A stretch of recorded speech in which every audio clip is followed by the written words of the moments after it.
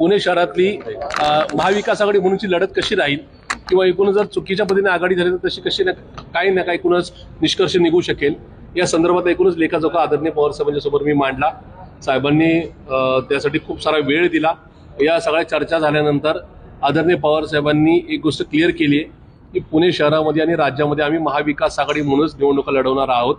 माझ्या एकूणच माझ्याबरोबरच्या झाल्याच्या चर्चेनंतर आदरणीय पवार साहेबांनी प्रांताध्यक्ष मान्य शशिकांतजी शिंदे साहेब यांना कॉलवरून योग्य त्या संदर्भातल्या सूचना सांगितल्यात।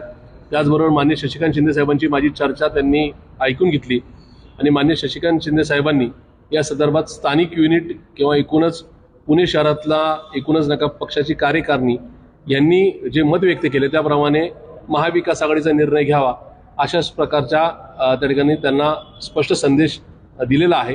आणि मान्य शशिकांत शिंदे साहेब हे सुद्धा महाविकास आघाडीच्या विचाराचेच आहेत। त्यामुळे आदरणीय पवार साहेब, आदरणीय सुप्रियाताई आणि मान्य शशिकांतजी शिंदे साहेब ही सगळी मंडळी महाविकास आघाडी म्हणून पुणे शहरामध्ये लढण्यासाठी आमच्या यंत्रणांना सज्ज करण्याचे आदेश देतात।